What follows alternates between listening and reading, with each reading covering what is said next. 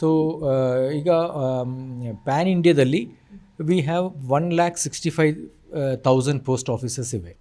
So ಇದರ important aspect ಏನು ಅಂತ ಹೇಳಿದರೆ, ಈ 1,65,000 ಪೋಸ್ಟ್ ಆಫೀಸಸ್ ಕೂಡ ಡಿಜಿಟಲಿ ಕನೆಕ್ಟೆಡ್ ಅಂತ ಹೇಳಿದರೆ, ಎಷ್ಟೇ ರಿಮೋಟ್ ಪೋಸ್ಟ್ ಆಫೀಸ್ ಆದರೂ ಕೂಡ that is connected to the central server digitally.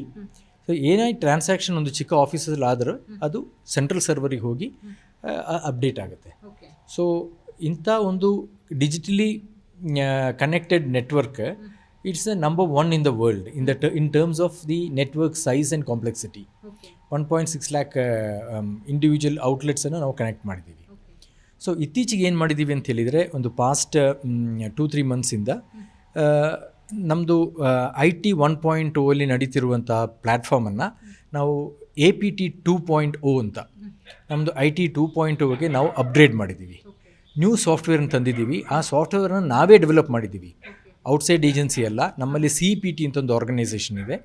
ಆ ಆರ್ಗನೈಸೇಷನ್ ನಮ್ಮ ಓನ್ ಸ್ಟಾಫನ್ನು ಉಪಯೋಗಿಸಿ ಈ ಸಾಫ್ಟ್ವೇರನ್ನು ನಾವು ತಯಾರಿಸಿದ್ದೀವಿ.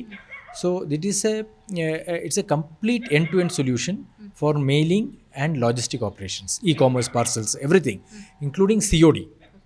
ಸೊ COD ಅಂತ ಈಗ ಅಮೆಝಾನಲ್ಲೆಲ್ಲ ನೀವು ಆರ್ಟಿಕಲ್ಸ್ ಬುಕ್ ಮಾಡ್ತೀರಿ, ಮನೆಗೆ ಬಂದಮೇಲೆ ಅಮೌಂಟ್ ಪೇ ಮಾಡ್ತೀರಿ.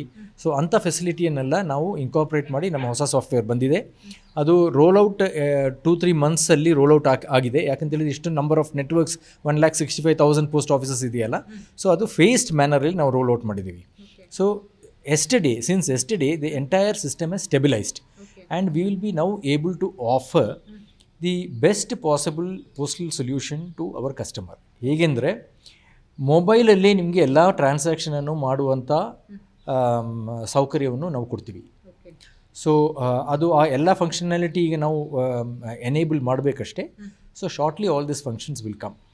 ಆ್ಯಂಡ್ ರಿಗಾರ್ಡಿಂಗ್ ಬ್ಯಾಂಕಿಂಗ್ ನೀವು ಹೇಳಿದಿರಲ್ಲ, ಬ್ಯಾಂಕಿಂಗ್ ಅಂತ ಬ್ಯಾಂಕಿಂಗಲ್ಲಿ ನಾವು ಫಿನಾಕಲ್ ಸಾಫ್ಟ್ವೇರ್ ಯೂಸ್ ಮಾಡ್ತಾಯಿದ್ವಿ, ನಮ್ಮದೇ ಓನ್ ಸಾಫ್ಟ್ವೇರ್ ಅಲ್ಲ ಅದು.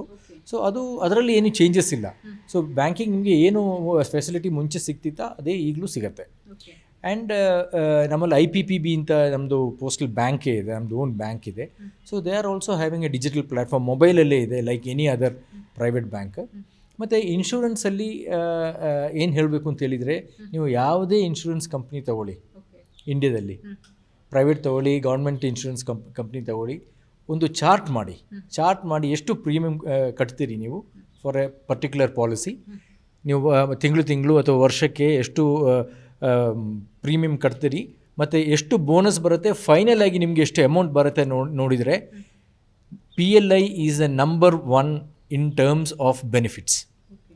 ಸೊ ಅದು ನಾವು ಹೆಚ್ಚು ಅಡ್ವರ್ಟೈಸ್ಮೆಂಟು ಪಬ್ಲಿಸಿಟಿ ಕೊಟ್ಟಿಲ್ಲ ಅಂತ ಕಾಣುತ್ತೆ. ಬಟ್ ನಿಮ್ಮಂಥ ಚಾನಲ್ ಅವರು ಬಂದು ಇಂಥ ಮಾಹಿತಿಯನ್ನು, ಜನರಿಗೆ ಬೆನಿಫಿಟ್ ಆಗುವಂಥ ಮಾಹಿತಿಯನ್ನು you have to bring it to the public. So more and more people should take PLI ಆ್ಯಂಡ್ RPLI ಪಾಲಿಸೀಸ್. ಸೊ ಇಂಡಿಯಾದಲ್ಲಿ ಇನ್ಶೂರೆನ್ಸ್ ಕವರೇಜ್ ತುಂಬ ಕಮ್ಮಿ ಇದೆ, ಸೊ ಎಸ್ಪೆಷಲಿ ರೂರಲ್ ಏರಿಯಾದಲ್ಲಿ. So post office is ideally poised for increase. ನಮ್ಮ PLI, ನಮ್ಮದು insurance growth year on year 20%ಗಿಂತ ಮೇಲೆ ಇದೆ. ವೆರಿ ಗುಡ್ ಗ್ರೋತ್ ಇದೆ. ಯಾಕಂತ ಹೇಳಿದರೆ ನಮ್ಮದು premium is very low, bonus is high, and it is the best insurance product. So that is about insurance. Regarding banking, we have got mobile banking now through IPPB. And for our mail operations, ಈಗ ಹೊಸ APT 2.0 ಬಂದಿದೆ. So APT 2.0 ಇಂದ we will be giving you a best experience as far as postal operations is concerned.